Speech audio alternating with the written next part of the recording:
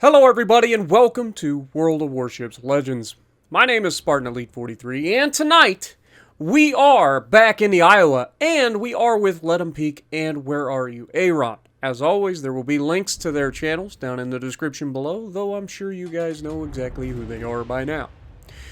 Now, this was a bit of a interesting game because Peek came up with the idea for another Peek versus Spartan. He chose the Alabama. I am to choose the Iowa.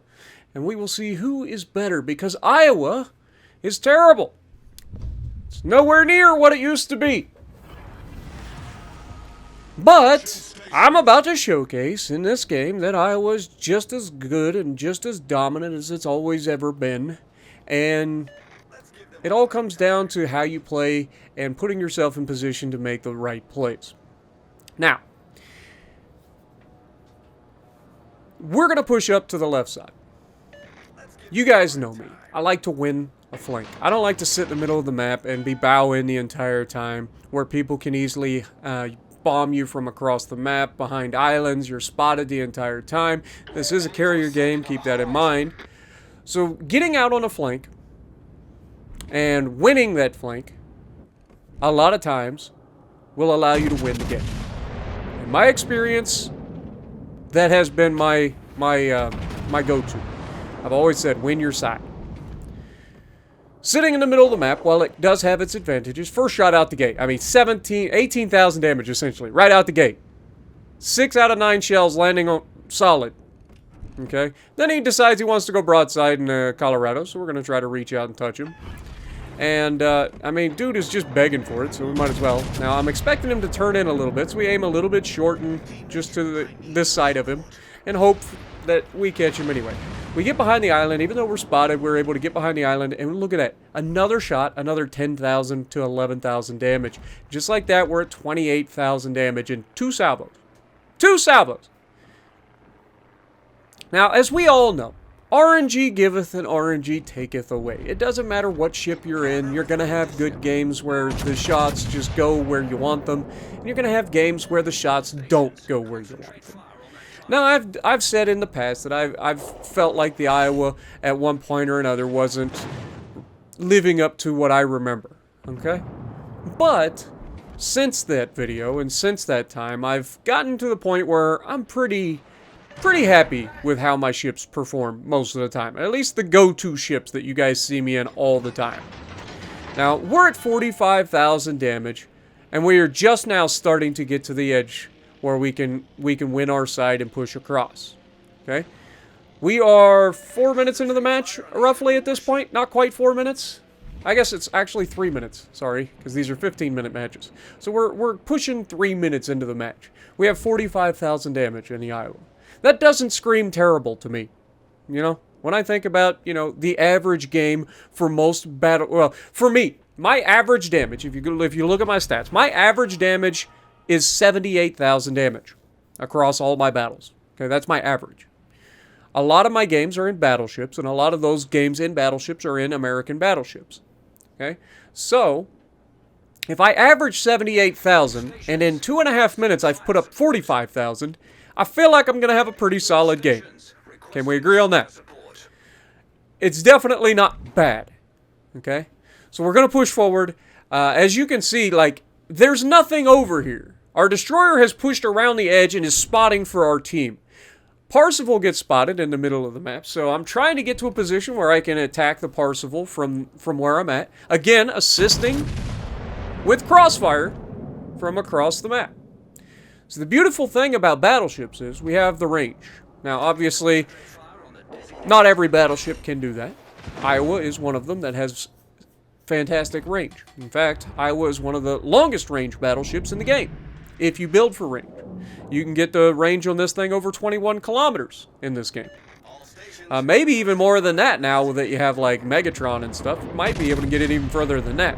I've never tried to do that because, honestly, at some point, having more range is less useful than being able to do other things like hit the target and consistently and move around the map, you know, that sort of thing. Now here you can see I slow down initially because I know that there's a cruiser right here waiting for me on the other side of the island. It is a German cruiser. And despite usually being able to deal with German cruisers relatively easily, at these ranges, this is where they are at their best. This is when they are at their scariest. So despite the fact that he's a tier 6 cruiser, we finally get some bad RNG and suddenly, oh my god, this guy's 6 kilometers away. What does that mean? Well, when a German cruiser is within 6 kilometers of you, that means he can torp you. And they get a lot of torps at the higher tiers. In fact, they get 6 torps per side. So there's his first set.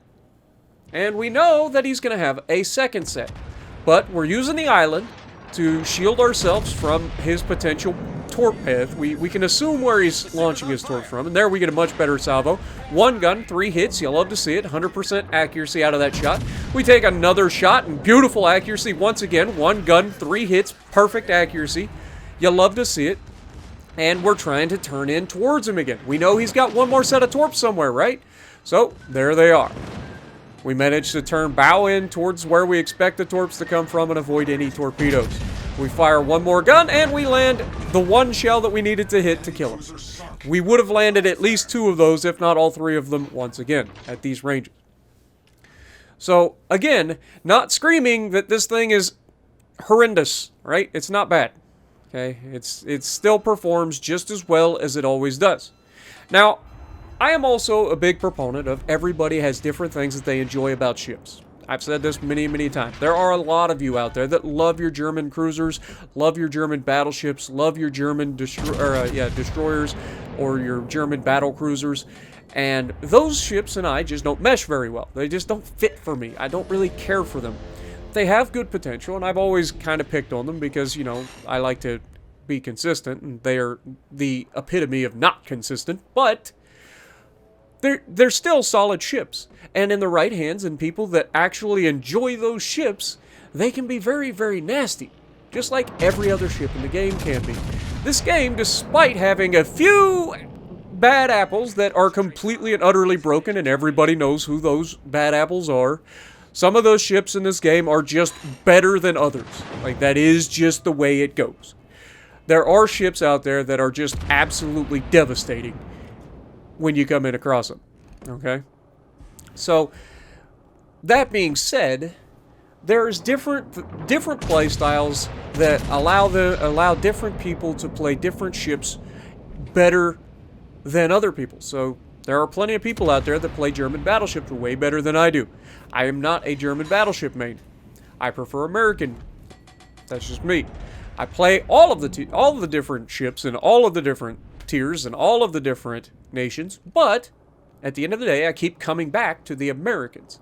Why? Because they fit my playstyle. They are consistent. They're able to maneuver around the map. They're able to bow in against one guy, getting a full broadside supporting the other side of the map. And we Citadel a Kansas. Again, not screaming, this is a terrible ship, is it? But look at the game. This game could still go either way. And we have very quickly moved around the side of the map to where we're able to support the entirety of the map.